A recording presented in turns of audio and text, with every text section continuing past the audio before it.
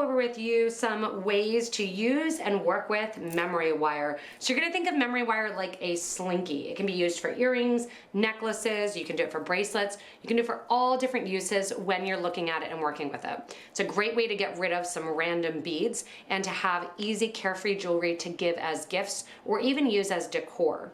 So if you wanna learn some tips and some tricks, watch this video. If you need any of the supplies, remember to look down below the video in the description. We'll give you a link to the memory wire, some of the beads that we used here, and also if you're a subscriber, you got this in your kit box. So I wanted to do an updated video on working with some memory wire.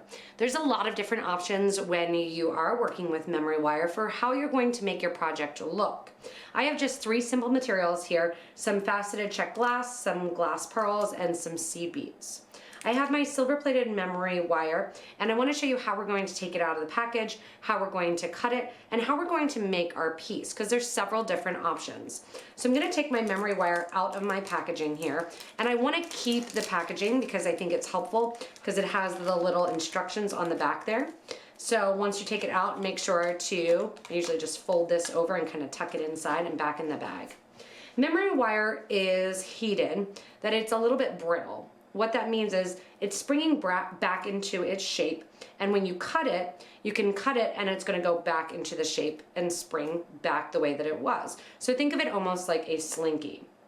You want to look at the size of the memory wire. This one here is 2 1/4. That's going to be 2 1/4 of the circumference on the inside, or the width on the inside here going around the wrist. This is about the size of my wrist, so I know when I make this and spool it out, it's not going to be a lot larger. If you have a larger wrist, you want to think that one rotation may not quite be the whole way around your wrist once. So think about the number of rotations that you want around your wrist, and then that's how you're going to cut it. When you're making a bracelet, I always encourage at least 2 rotations around the wrist in order to have one bracelet. This is just going to make it so it stays on a little bit easier and that it doesn't require a clasp, but you're not going to fling it off by accident.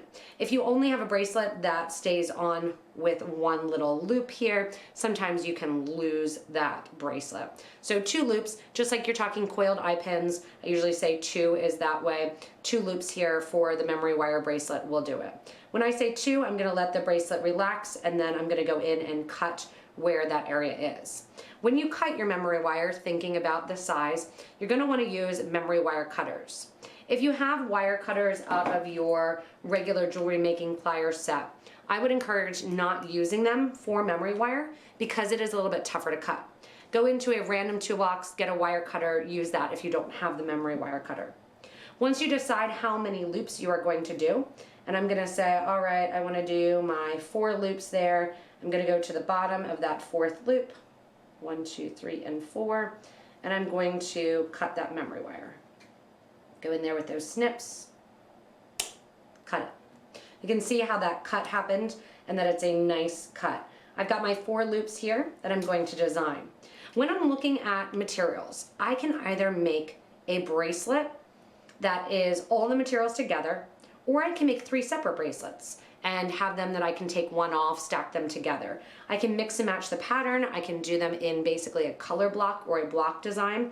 So you could, if you want to, do an independent bracelet that's just 3 loops of seed beads, or 2 loops of your crystal, or 1 loop and of your pearl mixed with this going into 2 loops. So nothing says you have to use all of these and make it into just one bracelet. You can do an individual bracelet that you can then stack and wear the memory wire one on top of the other. For this then, I'm going to have to bend back the end of my memory wire. There's also memory wire ends that are glued on. The problem with those are they often will pop off because of the natural nature of the memory wire. When I'm working with memory wire, I want a nice pair of round nose pliers, and I'm going to round out the edge of the memory wire. I'm not going to round it toward the inside because then it might go into your skin a little bit. I'm going to round it towards the outside. And you can see I'm using a fair amount of tension as I'm bending that wrist and bending back the wire into a small loop here. I want this small loop that is going to appear almost closed, and then I'm going to go in and actually make it so that way it is closed. You can, if you want to, kind of curl it over even more, so that way you make sure it's completely closed, just like that. And then it's your choice whether or not you want to lay this flat along your wrist, turning it slightly, put some head pins or some ear wires or head pins hanging down for charms hanging down as well. I'm gonna go in now and add my beads in color block section patterns, and then I'm gonna show you how to go in, make sure that it's the size that you want it to, turn over the end, and if you want, use some extra head pins to hang down a little bling. As you're working with your memory wire and completing your loops, I like to push it all down next to that loop, which acts as a stop bead as I'm working on it. I like to continue to do that, so as you come around into your second coil, you can see exactly how the beads are going to line up. So every once in a while when you're holding it, you're going to be stringing all your beads onto your piece here of your memory wire. Let them all drop down then. Going in here and stringing more of my seed beads. And then push them all down along the coil, just kind of taking it around. Another thing that you can use memory wire for, if you want to, is earrings. If you want some big hoops, memory wire is great for that big hoop look. How you can use memory wire for that big hoop look is finish that big hoop, make a loop on the opposite side here, and attach it to an ear wire, and that gives you that nice kind of disco look for the bigger ear wire. Another great thing to use memory wire for is to go around the outside of candles, napkin rings, and use them in curtain decor. Think about outside the box, how can you use your memory wire for more than just a bracelet? When you're at the end of your memory wire project, and you can see how I just kind of lined it up here with lots of my seed beads in between and kind of a color block mix. I'm going to take my round nose pliers just like I did at the start, and we're going to round up the end. I don't want it too close to the end because I do want my beads to be able to have a little bit of movement and play on the memory wire. Another thing you can do is actually keep the memory wire fairly open and just use it almost like a fidget style bracelet, where you take it and don't bead the whole thing. You can see right now what I'm doing is rolling back that wire, and I've rolled it past where I think it's actually going to stop. That way if I want to, I can add a couple charms on. If you have some head pins sitting around, you have some extra beads, you can grab the head pins, put on whatever extra beads you want. You can either coil that head pin or just do a regular eye pin loop, not coiling. I'm going to coil just one time around, kind of a decorative coil. Cut that end off. And now you can take these and you can open up that end just a little tiny bit. How are you going to open up the end? You are going to grab a needle nose plier.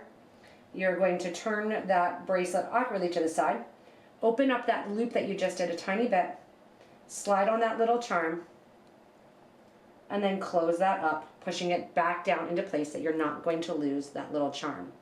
I'm going to do the same thing on the other side here, adding a couple little charms with some beads that I have left and a couple more down here on the right, and then we'll show you how to put it on.